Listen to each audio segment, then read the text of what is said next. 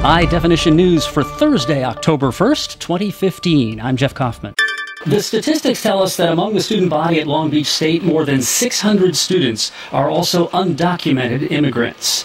Under state law, it's perfectly legal for those students to be there. One of those undocumented students is Jose Salazar. That's President Salazar. He was elected to lead Associated Students, the quasi-independent organization that collects and disperses student fees, among other responsibilities. ASI is also the parent organization of K-Beach, as well as the Union Weekly newspaper and College Beat TV. The controversy swirling around Salazar is related to his undocumented status, but this is not a story with Donald Trump-like sound bites. The story, which made it into off-campus media this week when it appeared in the Press Telegram, instead centers on Salazar's crusade for a paycheck.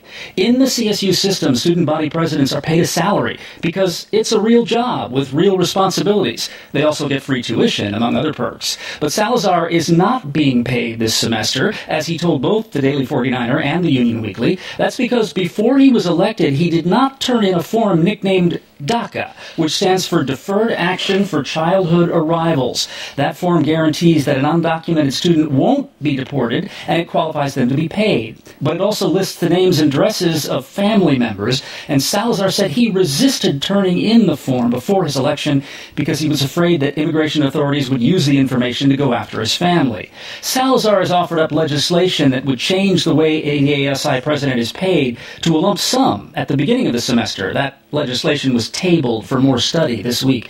Some other student government members say they are worried that paying somebody on the first day of the job means they can't be held accountable for their work, or even for showing up for work.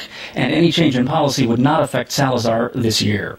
Also making news on the Long Beach State campus, faculty members who say the CSU system should pay professors more. The faculty union and the CSU trustees are in a negotiating period right now over a new contract. The union wants a pay increase of about 5%. The university has offered about 2%. The two sides will meet again a week from today. And on October 19th, union members will vote on whether to authorize the union to call a strike if there's no agreement. Here's a High Definition News full disclosure. This reporter is a part-time faculty member. 200,000 people live within a 3-mile radius of Exxon-Mobil's Torrance refinery. That's the one that's been running at only 20% since a giant explosion in February. Now, CBS News is reporting that when that explosion happened, those 200,000 people came within a few feet of a potential catastrophe. The explosion was so huge it registered magnitude 1.7. Lorraine Harding lives a mile from the refinery. She thought it was an earthquake. I thought it was an earthquake because it shook. And it was loud, a big boom. The explosion knocked out a pollution control system. That's why the refinery has been running at slow speed. CBS News says an 80,000-pound piece of that pollution control system was sent flying about 100 feet in that explosion. It landed just a few feet from a tank containing hydrofluoric acid, one of the most dangerous chemicals on Earth.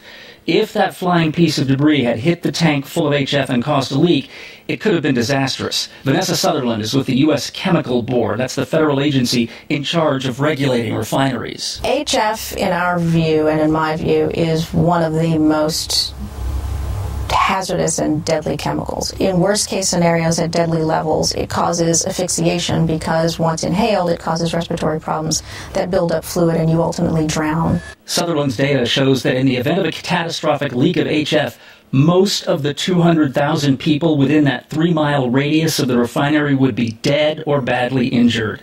Exxon-Mobil has resisted answering investigators' questions about the accident and has ignored subpoenas from federal regulators that demand documents related to the explosion.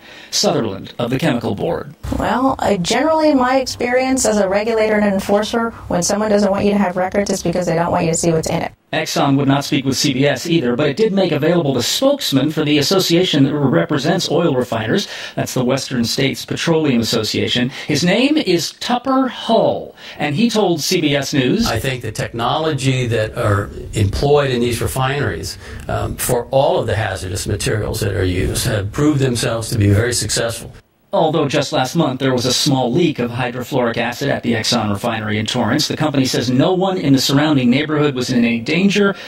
Exxon-Mobil announced this week it has sold the refinery to a company called PBF. That's a refinery operator based on the East Coast. That deal is expected to close next month. But Exxon-Mobil will still be responsible for repairing the refinery before it hands over the keys. There's another chemical site in the South Bay that has been an issue for decades. It's the Del Amo Superfund site in Harbor Gateway. On one parcel, tire companies made synthetic rubber during World War II.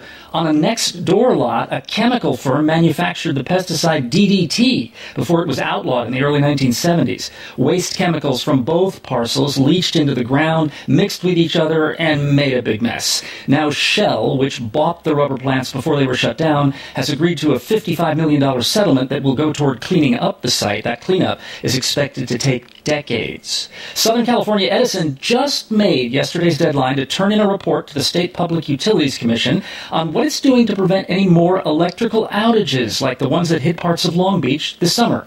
Edison said it is installing electronic monitoring systems and automating its fail-safe system. It previously announced that it was tethering manhole covers so that any future underground explosions don't send those 200-pound metal covers flying. Here's some catch-up for your Thursday breakfast. This is some of what might have got past you since yesterday. If you attract traffic tickets like Donald Trump attracts TV cameras, that's our second Donald Trump reference in this one newscast. I hate that. Well, if you attract traffic tickets, there's a good news for you on two fronts this morning. First of all, the state is providing an amnesty for traffic tickets that you earned before 2013. There's like an 80% reduction in the court costs. And going forward, you won't have to pay the court costs and the court fees on traffic tickets until you're convicted.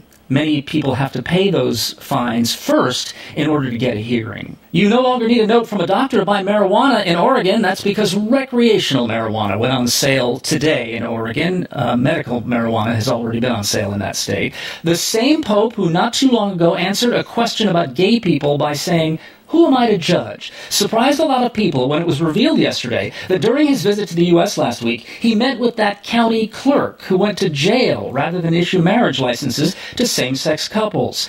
Kim Davis told ABC News last night that she was very honored and humbled by her private visit with the Pope, which lasted about 15 minutes. The Vatican has refused all requests for comment on the meeting.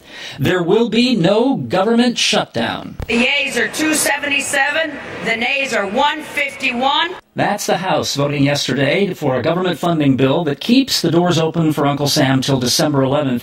Congressional Republicans had abandoned their plans to couple defunding for Planned Parenthood from a bill that funded the government, but in December they'll have to cross that bridge again. After that contentious congressional hearing this week on Planned Parenthood, it certainly seemed suspicious when fire broke out last night at a Planned Parenthood clinic in Sherman Oaks. And it turns out it was suspicious. LA firefighters say when they pulled up, they could smell what they call an accelerant in the air. The building's automatic sprinkler system actually put out the fire in a few minutes. The Utah Republican congressman who ran that hearing on Planned Parenthood is not saying much today about the fake document he put up on the overhead projector, the one with the false data that showed abortions on the rise and other medical services for women on the decline at Planned Parenthood. Those figures were not true. But Utah Republican Jason Chaffetz says he's angry about allegations that a Secret Service administrator wrote an email saying that some of the details of Chaffetz's application to become a Secret Service agent a few years ago ought to be leaked to the media. The details were not leaked, and the head of the Secret Service has apologized to the congressman. Russian warplanes are bombing what Moscow calls terrorist positions in Syria, although Russia apparently defines the word terrorist differently than Washington does. The Russian warplanes are bombing positions of fighters who are trying to depose Bashar Assad, the dictator of Syria. Russia has also warned the American side that it should keep its warplanes away from the areas where Russians are operating. Russia and the U.S. met this week at the UN, but they apparently didn't talk about that. And the State Department has released another batch of Hillary Clinton's emails from the private server she used while she was Secretary of State. Of about 60,000 emails, 3 actually had top secret information in them. Hey, did you guys get a call this week from the John D. and Catherine T. MacArthur Foundation? No. Neither did I. They hate it when we call them the Genius Grants, and I will stop doing that as soon as they give me one. I didn't get one. I did get a letter from them that said, Fat, drunk, and stupid is no way to go through life, sir. Right. They gave the $625,000 no-strings-attached so-called genius grants to a list of 25 people, which includes scientists and artists and writers and people like that.